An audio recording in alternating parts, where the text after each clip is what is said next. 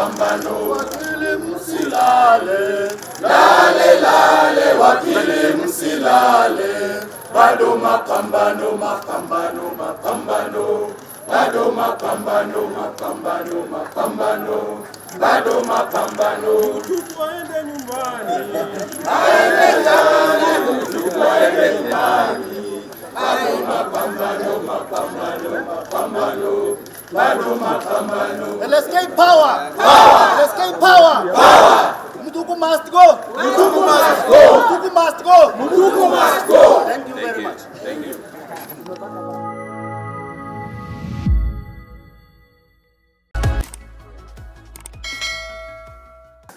That those matters should not be dismissed, they should be given further mention.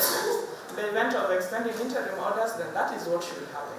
Yes. This is unfortunate coming from a magistrate who has not been here for too long, and in opposition of hearing us and responding, she chooses to walk out on us and speaks to us in a very rude and uncouth manner. It is unacceptable. But I hear you, Honorable Chief Magistrate. I think if the complaint should be done in a formal way, we are going to do the letter by today, and we will attach a few of us who are there, including Mr. Mboga's matter, which has been dismissed, and then we will follow the proper channels, if that is what you advise. I agree. If it's agreeable to my colleagues, I think we can go out now and do our dresser outside. Ordinarily, when such happens, there will be casualties. We do not want any judicial officer in Nakuru to be a casualty, because this was a bigger national cause. If you obstruct a bigger national cause, Nakuru bar is very unforgiving. So we were telling you this because you are the chief magistrate #1, and you are very fair, you are very kind. You have younger colleagues who might think that this is a small cause. It's not a small cause, it's a bigger national cause. Whoever obstructs it will be eaten by the cause. That is all I wanted to say here.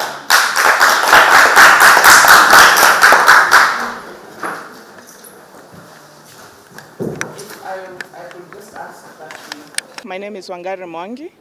I chair as the Law Society of Kenya Nakuru Chapter Chair. And today is a National Boycott Day organized by the Law Society of Kenya National Office, trickling down to the branches, the chapters and the centers. What does that boycott mean and what is it for? That boycott is calling all advocates to boycott all court services today, be it CUC meetings, be it court attendances, for the main reason that the judiciary has for far too long gotten away with impunity. It has gotten away with corruption charges. It has gotten away with complaints from members of the public, from members of the bar on their conduct, and no action is being taken. It is unfortunate that we who should fight for the rights of people, we who should fight for the members of the public, find ourselves in this unfortunate situation. And as Nakuru today, we were here very early, ready to have this presser to address members of the public, because we are fighting their cause as well. We are fighting for our advocates. We are fighting, in fact, we are fighting everyone's war. And while we are at it, clear instructions had been directed that no advocate shall appear in court today. Matters shall not be dismissed, hearings shall not proceed, and no one is going to suffer victimization, because we have decided to take a stand and stand for ourselves. In an unfortunate incident that's just happened before Honorable Mutuku, sitting in court #4 here in Nakuru, she has dismissed matters because we have decided to stand for ourselves and fight for ourselves. And one of the questions we are asking as advocates is, if judicial officers cannot follow simple instructions, if they cannot listen to what the Law Society of Kenya is saying, and we are the ones who give them work, let them not get this twisted. We are the ones who have made them have work, and they want to tell us that they don't want to work because we have decided to boycott for 1 day. So what happens when we boycott for a month? Because we are capable of doing it. I don't think that is that was the right move on the part of the judiciary, and that one just shows how many more are are having impunity, how many more feel like they are above the law. And once complaints are lodged by the Judicial Service, to the Judicial Service Commission, they have a tendency of rushing to court and blocking investigations. They have a tendency of getting court orders because they're getting these orders from their colleagues and their friends, so that they're not investigated. What we are saying today as the Law Society of Kenya is power to the Law Society of Kenya. Power to the Law Society of Kenya. Power to the Law Society of Kenya. Power to the Law Society of Kenya. We are not going to be intimidated. We are not going to back down, and we are not afraid. If that was the intended intention, then we need to tell them today, here and now, that we are not backing down. And they are failing. They need to do better. These are people who have been put there to work for the members of the public. They are there so that they can dispense justice. And the minute they are not doing that, then why are they sitting on these positions? They need to exit so that people who are ready to work can come and work. Power to LSK. Power to LSK. Asante sana, jina langu ni Kipkoech Bernard Ngetich, wakili katika taifa hili letu la Kenya, na mbali na hayo ambayo yamesemwa na viongozi wetu wa shirika la mawakili tawi la Bonde la Ufa, ningependa kuongezea kwamba sisi kama mawakili siku ya leo tumesimama na ile amri ambayo ilipeanwa na shirika la mawakili ikiongozwa na Charles Kanjama na viongozi wengine mpaka kwenye tawi, mpaka kwenye Nakuru chapter na kuelekea chini. Sisi tunasema kwamba hii siku ya kuzusia mahakama si siku ya mawakili. Hii ni siku ya kusimama na katiba ya Kenya. Hii ni siku ya kusimama na wananchi wa Kenya, kwa sababu mwananchi wa kawaida anaendelea kuteseka, mwananchi wa kawaida anaendelea kutamauka, kwa sababu mbali na kesi kuchelewa, tunao hapa kwa sasa wale mahakimu, tunao wale majaji ambao wanachukua mlungula, wanachukua ongo, alafu badala ya kuamua kesi haraka iwezekanavyo, wanalalia kesi inachelewa, na hata wakati kesi imechelewa, kesi inatupwa sio kulingana na sheria na ushahidi, lakini kwa sababu ya mlungula. Na tunasema kwamba kwa sababu idara ya mahakama ni mlinzi wa mwisho wa mwananchi wa kawaida, sisi kama shirika la mawakili leo hii tumesema tunasimama na wananchi wa Kenya, na tunaomba jaji mkuu haraka iwezekanavyo kama jaji mkuu na kama mwenyekiti wa tume ya kuajiri majaji na mahakimu aketi chini na uongozi wake, wale majaji ambao wanashukiwa kwa ongo, wale majaji ambao wanashukiwa kwa kukula mlungula, ambao wameenda kotini kuzuia kesi dhidi yao kule katika tume ya kuajiri majaji. Hizo kesi zisikizwe haraka, hizo kesi zimaliziwe, alafu baada ya kumalizwa ama kukamilishwa warudi kwa tume ya kuajiri majaji na mahakimu, kesi zao zisikizwe, na kwa sababu kuna ushahidi ya kutosha kwamba wao wanakula ongo, kwa wanakula mlungula, watimuliwe, ndiposa Wakenya wenye nidhamu, Wakenya ambao wamehitimu waajiriwe kasi. Na hii safari ambayo tumeanza kama mawakili si safari ambayo itaisha leo. Kesho sasa tutakuwa tunashughulikia wale majaji, wale mahakimu ambao wamejipeleka kotini kuzuia mwajiri wao. Tume ya kuajiri majaji na mahakimu iziwachunguze. Wao wanashukiwa kwamba hawana nidhamu, wao wanashukiwa kwamba wanakula mlungula, wanakula ongo, lakini badala ya kujipeleka kusikizwa kwa kesi yao, wameenda kotini kwa ndugu zao majaji,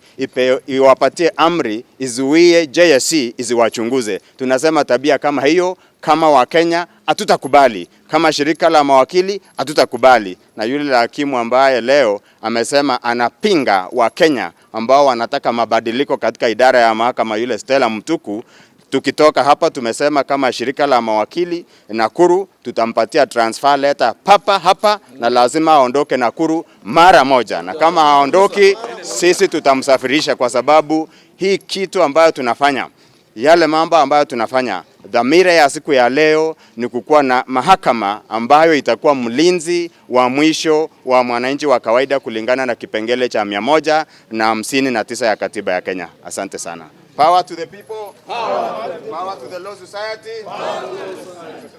My name is Imbuaga Stephen. I'm the Vice Chair to Rift Valley Branch Law Society. And today we stand with our fellow colleagues in the national boycott. And to add to what my chapter chair has indicated, that the judiciary right now, as it stands, there is a clear lack of competence, and there are systematic inefficiencies to how the judiciary is conducting itself. We are not doing a blanket blame on all the courts, but today was to start it off on a targeted boycott on specific courts. And as our branch has indicated, we have some errant judicial officers, and it's those ones that we are saying we need to get rid of. And I need just to remind them that this is service to the people. This is not a private entity. The judiciary is an arm of government, and that power belongs to the people. That power does not belong to an individual. And our Chief Justice should know this. She should know better that it is on the foundations of them being advocates that is now them sitting on the other side. If, as an advocate, I suffer injustice before the courts, what about that mama mboga out there? What about that boda rider out there? How will they access justice? If complaints are being made against judicial officers, and the same judicial officers are coming and bringing applications before fellow judges to stop those investigations, and then orders are granted, which world are we living in? Are we moving forward or are we going back? We will now sink into a banana republic at this rate.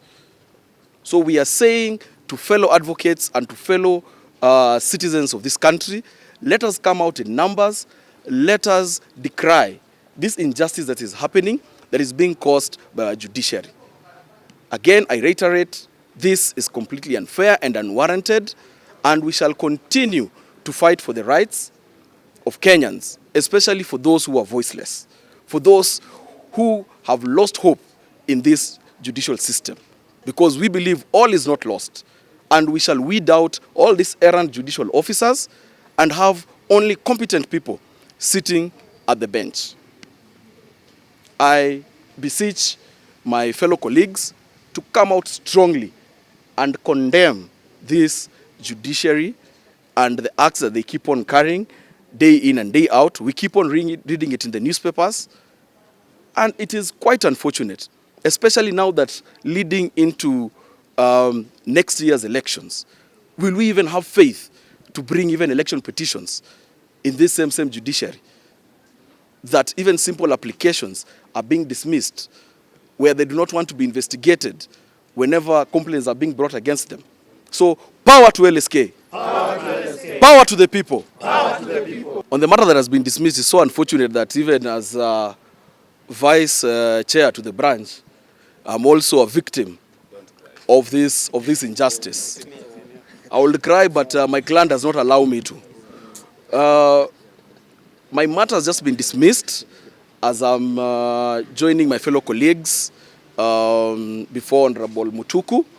And we've went and approached her in chambers. We waited for her to finish her cause list, to inquire why she was dismissed, whether she was not privy to the notice. She categorically indicated that she is aware of the notice of this boycott, but she has chosen to proceed and dismiss my matter where the other advocate is not even present.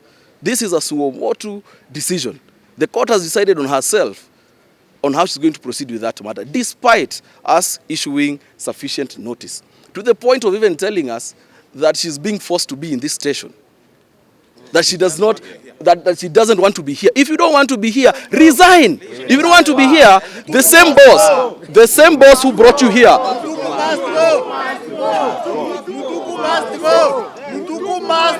the same boss who brought you here, the same boss who brought you here, the same boss you're saying you're acting for, write to her. Tell her you don't want to be here. Tell her you're fed up with being the judiciary. Come back to the bar and we will show you how practice works. Yes.